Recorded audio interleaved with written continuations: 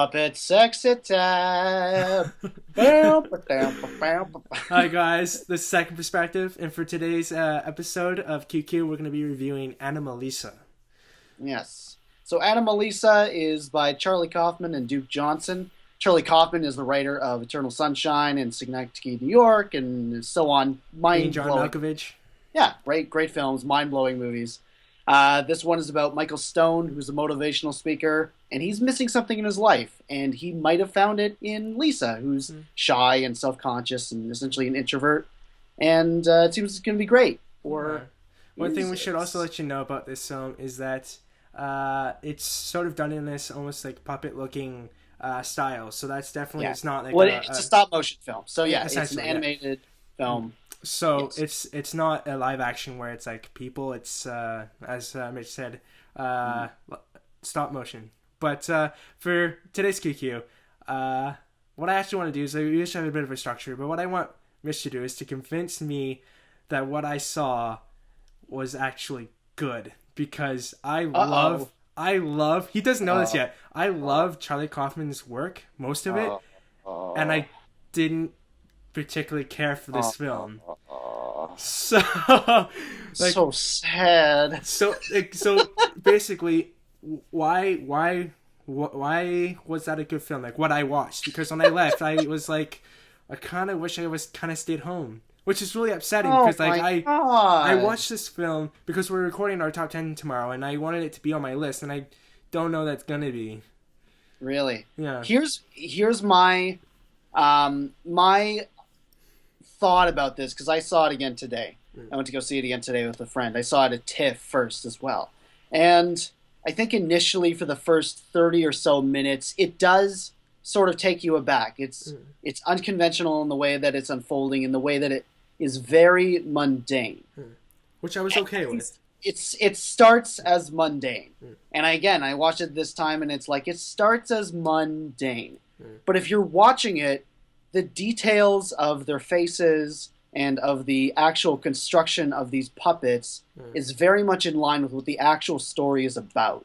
And it's about people that are mechanical and rote and mundane, and they're looking for the smallest glimmers of beauty. And that is a very human, very universal drive. And I think the film really finds something magical in it. I See, I think it's a well, pretty I'm impressive. Yeah. I was gonna say here's what I'll give you. I Okay. saw that theme. I Okay. did. But the problem for me was that so much of it felt,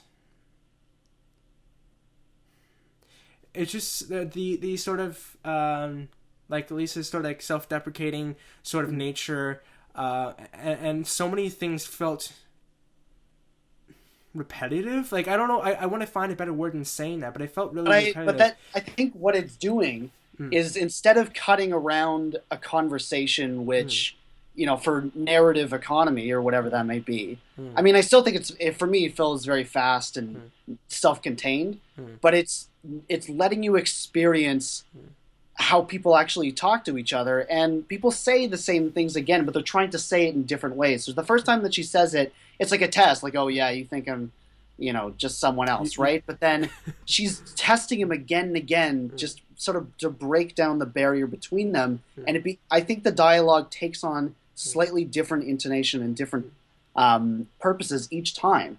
So I think the way that people talk is generally a little bit repetitive, but there's something in those sentences that is moving stuff forward. And I think what Kaufman does really well, and perhaps maybe this isn't his crowning achievement, but what he does really well in his dialogue is he introduces very like basic dialogue and basic sentences, and I think infuses them with something more psychologically interesting, more complex, just by the context of what the actual film is or what's actually happening. It's for me, it's the sort of writing that I can never put my finger on, but there's And like, something. okay, the thing is just like Yeah. I did see some of that, and I did feel some of that, and like the first 20, 30 minutes, I did notice there was very interesting things, and like there's certain conversations that happen that feel sort of odd or awkward, but in a interesting, engaging way. But it just felt like that those things sort of stretched for so long, and I didn't feel like it changed or adapted, or it didn't, for me, it didn't grow into something. Well, it's more. I will say this. It's a small story. Like when you come from Synecdoche, New York, which is perhaps one of the most complex, like inside of its head, like big projects where every scene has like 800 pounds of information in it, and you're going to something which is essentially a very small, delicate storyline. It's true. It's not as dense in a way, but I think you're now getting a simple story, but told to you with like more detail and more attention to detail and more attention to the subtle face tics, to the subtle intonations these characters are going through. You're clearly in love with it, and I think I can essentially break it down into two things. Is that the subtlety did wonders for you, and it didn't. That those elements didn't have the same effect on me, and so essentially, I'm going to ask you real quick what your grade is, and the one last quick reason why I should see it. It's an A for me because going through it, I think it constructs itself in a very admirable, very direct, purposeful way, and it pays off in a way that I thought was surprising and dimensional, and I think it's kind of a beautiful little film. I really love this one. I'm gonna give it a C+. Wow! That's the biggest. No, I'm still pretty sure that we're separated further on. Oh. I just but I'm okay with that. Yeah, it's not like another one where I'm like Paul, like I get it. Right, and it's just the subtlety, the beauty of it all has been lost on me, and like usually that's the stuff that I love. So maybe it's just something about it that doesn't click for me.